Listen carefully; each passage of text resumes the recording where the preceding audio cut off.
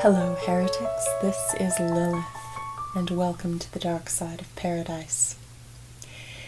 As promised, I'm continuing with the story of my indoctrination, and I did promise we would do something fun this week. Well, more or less fun. I think I've made it clear how important control is in indoctrination. Control of your mind, control of your thoughts, your ideas, yourself, in every way. But something else I noticed, actually really only brought together during my talk with the Lavender Lady, was how afraid they were of any outside influence of any kind at all. Because the minute you get pleasure from something that is not related to God, they can no longer control your perception and draw that particular pleasure back to being from God.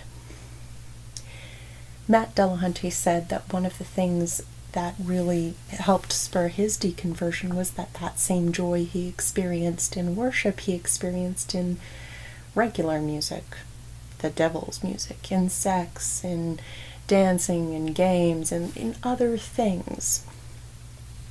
And the truth of the matter is, when you're not polluting your pleasures with having to grovel before the divine and fear and abject subjugation, then, it's actually a lot more fun. And that would give the game away. We can't have that. Now, I don't remember actually what occurred, but I do remember being told when I was young that I should avoid having an imaginary friend. And I was given the impression that this was because it might be an evil spirit. Not guaranteed. It could be just my imagination, but it also might be a demon. Apparently that tracks back to Frank Peretti's Darkness books, and their whole attitude on so-called spiritual warfare is a whole nother sidetrack I'm not going to get into today. But imagination, and above all, magic, well, they were definitely of the devil.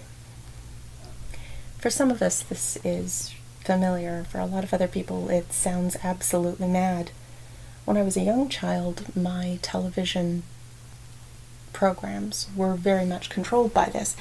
I was allowed to watch Sesame Street or Mr. Rogers' Neighborhood or something similar to that. But I wasn't allowed to watch Care Bears because they used magic, and magic was evil.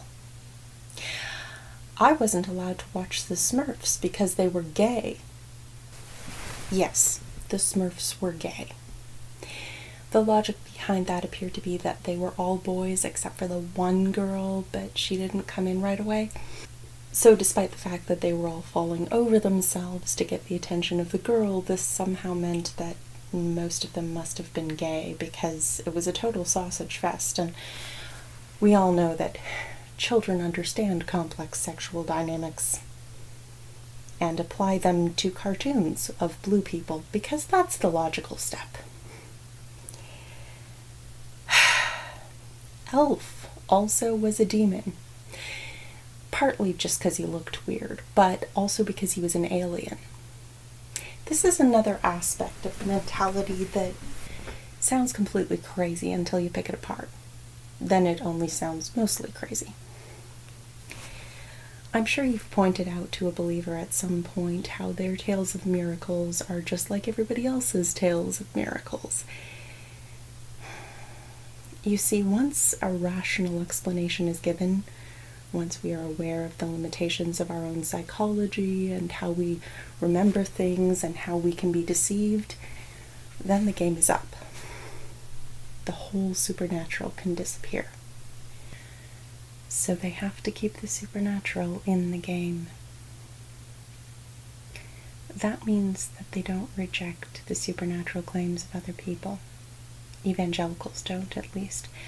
Some of the more moderate Anglican type Protestant denominations are okay with letting go of a lot of that, but not evangelicals. But the thing is, things like aliens, well, you can't have that, because then God didn't make the universe just for us, and we aren't the highest and greatest of his creations, possibly. Also, how would they be affected by the fall? How could they be affected by grace and salvation? It's a huge clusterfuck.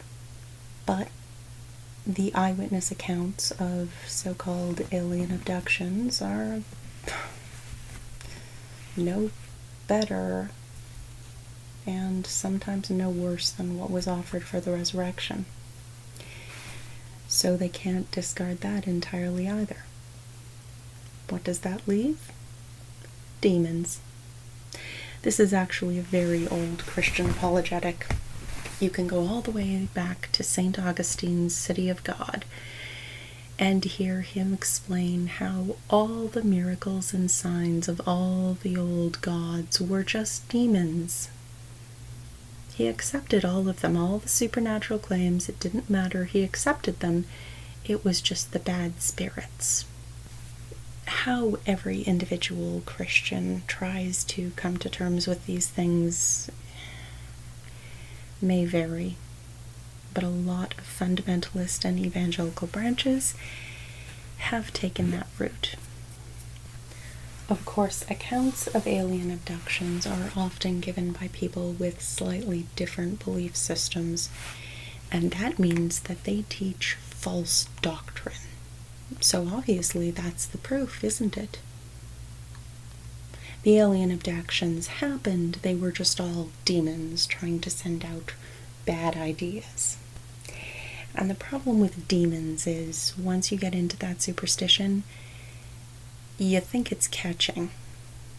I've heard people say that they had to throw out images from other cultures, pictures, carvings, whatever, because they had spirits in them. Or they might have spirits in them. Or they might have a curse. I had an aunt tell me once that when people did yoga and twisted themselves into these various positions, they were taking the bodily shape of demons, and that the chant, the Om or whatever, that went with each position was actually the name of the demon, and you were calling it into yourself. Sounds pretty crazy, doesn't it? I'm actually mad that I never got to watch My Little Pony, the old one before bronies were a thing. That I never got to watch She-Ra, that I was freaked out by He-Man the first time I saw it. That I never got to watch Smurfs or Elf or any of these things. The first book I read with magic was The Lion, the Witch, and the Wardrobe. And my parents actually sat me down and explained that they would not normally allow me to read a book with magic in it because magic was wrong. But because this was an analogy for Jesus, they were going to let me read it, but I was to understand that magic wasn't really real, and that wasn't something I could do. As if that was ever something I thought, but anyway. I remember the discomfort. I remember the fear. I remember that sense of always wondering if something was okay.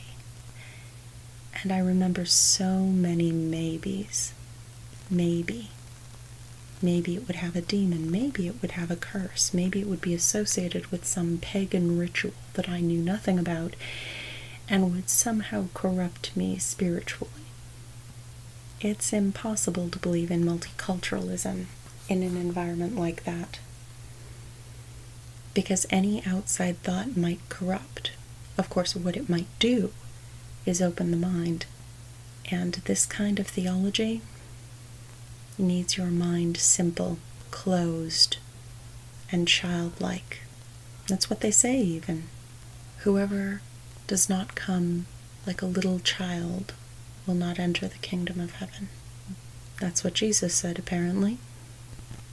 We were encouraged not to lean on our own understanding, and to remind ourselves that God uses the foolish things of this world to shame the wise.